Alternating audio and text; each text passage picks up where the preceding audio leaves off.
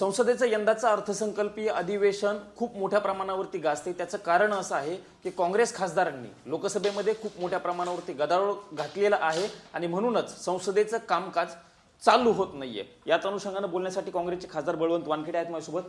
भाऊ, मागच्या काही दिवसांपासून कामकाज होत नाहीये, ठपका तुमच्यावरती ठेवला जातोय कारण तुम्ही कामकाज चालू देत नाहीयेत असा आरोप केला जातोय. नाही, हे तर त्यांच्या एक वेगळ्या पद्धतीनं सांगणं आहे. पण वस्तुस्थिती अशी आहे की जे काही सभागृहात मुद्दे असतील ते सभागृहात मुद्दे चर्चेले जात नाहीत. माननीय राष्ट्रपती यांचे जे अभिभाषण असते त्या अभिभाषणावर सुरुवातीला विरोधी पक्षनेता बोलत असतो, नंतर अजून त्याच्यावर चर्चा होते आणि त्याला उत्तर म्हणून पुन्हा प्रधानमंत्री बोलत असतात. परंतु जे काही विरोधी पक्षनेता आहे आमचे राहुलजी गांधी यांना त्यांनी बोलण्यापासून पूर्णतः रोखलं. राष्ट्रपतीच्या अभिभाषणात देशाच्या अंतर्गत प्रश्न असतील, देशाच्या विदेशाची नीती असेल, ह्या सगळ्या गोष्टीचा उहापोह असते. परंतु जो काही आपल्या आंतरराष्ट्रीय संबंध आहे, चीन आणि भारत या संदर्भात राहुलजी गांधी बोलत असताना त्यांना पूर्णतः बोलण्यापासून रोखल्या गेलं आणि रोखल्या गेल्यामुळे आमचा आग्रह होता की विरोधी पक्षनेत्यांना बोलू द्या. त्यांनी बोलू दिलं नाही आणि सभागृह वारंवार त्यांच्याकडून बंद पाडण्यात येते. काल पंतप्रधान सभागृहामध्ये बोलणार होते, पण तुमच्या गोंधळामुळे पंतप्रधानांनाही लोकसभेमध्ये बोलता आलं नाही. आता अशी माहिती आहे की पंतप्रधान लोकसभेमध्ये न बोलता राज्यसभेमध्ये बोलणार आहे. हे इतिहासात पहिल्यांदाच होणार आहे आणि खरं तर उत्तर विरोधी पक्षनेत्याच्या नंतर अजून चर्चा झाल्यानंतर पंतप्रधानांनी त्यावर बोलायचं असते. परंतु काल त्यांनी टाईम दिला होता की 5 वाजता पंतप्रधान बोलणार आहेत म्हणून. पण पंतप्रधान लोकसभेत जी लोकसभा लोकांनी निवडून दिलेली आहे त्या लोकसभेत बोलण्यासाठी का भितात, का त्यांनी भाषण रद्द केलं, का ते आले नाहीत, हा प्रश्न आहे. म्हणजे चर्चेपासून ते दूर पडतात. जे काही प्रश्न उपस्थित केला LOPंनी त्या प्रश्नाला उत्तर देणं त्या सभागृहात क्रमप्राप्त होतं, परंतु ते उत्तर त्या सभागृहात त्यांनी काल दिलेलं नाही.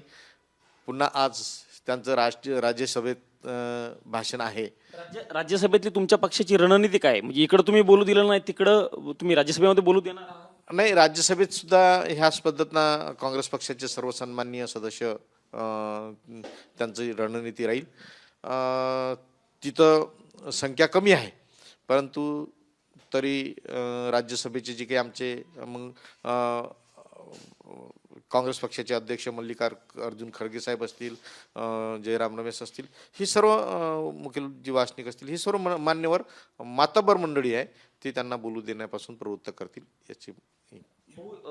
प्रश्न असा उपस्थित होतो, म्हणजे राहुल गांधींनी जो पुस्तकाचा उल्लेख करत होते, म्हणजे नरवणेंच्या पुस्तकाचा जो उल्लेख करत होते त्याच्यामध्ये पंतप्रधान आणि रक्षामंत्री यांच्याबद्दल लिहिलेलं आहे असा त्यांचा मुद्दा होता. पण काल पुस्तकातली रेफरन्स देता येत नाहीत असं भाजपकडनं आरोप केला जात होता. मात्र काल भाजपच्याच खासदारांनी निशिकांत दुबेंनी नेहरूंच्या पुस्तकाचा उल्लेख दिला आणि त्याच्यामुळे तुम्ही जास्त आक्रमक बघायला मिळाले. मी म्हणजे खऱ्या अर्थानं जे चेअर आहे, जे अध्यक्षाचे जी खुर्ची असते त्याच्यावर ऑब्जेक्शन घेण्याचं कारण नसते, कारण तो जो त्या खुर्चीवर बसतो तो माणूस पक्षविरहित, त्याची पीठासीन अधिकारी त्याची भूमिका असली पाहिजे.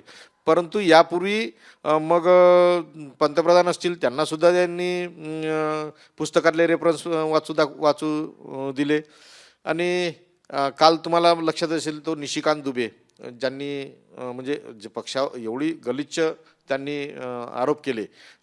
मी तर हे म्हणेल की त्यांच्या बहिणीसोबत स्वतः त्यांनी लग्न केलं असं मी ऐकलं.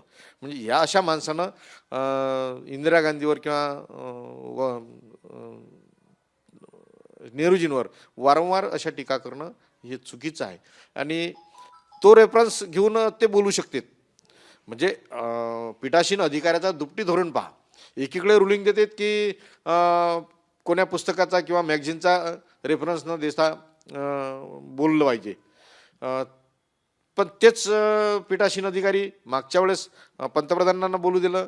आज पीठासीन अधिकारी काल जे बसले होते त्यांनी निशिकांत दुबेंना बोलून दिले.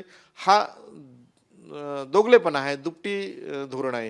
हे आम्हाला वेगळा न्याय आणि त्यांना वेगळा न्याय अशा पद्धतीनं वागतात. आजही तुमची भूमिका हे आक्रमक असणार आहे सभागृहात आणि सभागृहाच्या बाहेर. आमची जेथपर्यंत LOPला सभागृहात बोलू देणार नाहीत, आमचे प्रश्न मांडल्या जातील नाहीत, तेथपर्यंत आम्ही सभागृहात हीच भूमिका घेऊ. आणि सरकारला तुम्ही माहीत असेल की पंतप्रधान सुद्धा भाषणाची वेळ देऊन सभागृहात आले नाही. एवढी हिम्मत काँग्रेस पक्ष आणि सहकारी पक्ष, मग समाजवादी असतील, द्रमुक असेल, इतर पक्ष असतील, या सगळ्यांनी ही धमक ठेवली. म्हणून काल पंतप्रधान सभागृहात भाषणासाठी येऊ शकले नाही. धन्यवाद आमच्याशी बातचीत केल्याबद्दल. हे काँग्रेसचे खासदार बळवंत वानखेडे होते आणि त्यांनी भूमिका मांडलेली आहे की जोपर्यंत राहुल गांधी यांना सभागृहामध्ये बोलू दिलं जात नाहीये तोपर्यंत अशाच पद्धतीचा आक्रमक पवित्रा आमचा लोकसभेमध्ये असेल आणि राज्यसभेमध्ये देखील. आज पंतप्रधान जर बोलायला गेले तर तिथेही आमचे राज्यसभेतील खासदार विरोध करतील, अशा पद्धतीची भूमिका बळवंत वानखेडे यांनी मांडल्याचं आपल्याला बघायला मिळालेलं आहे. कॅमेरामन राकेश कुमार सह मी प्रमोद जगताप, TV9 मराठी, नवी दिल्ली.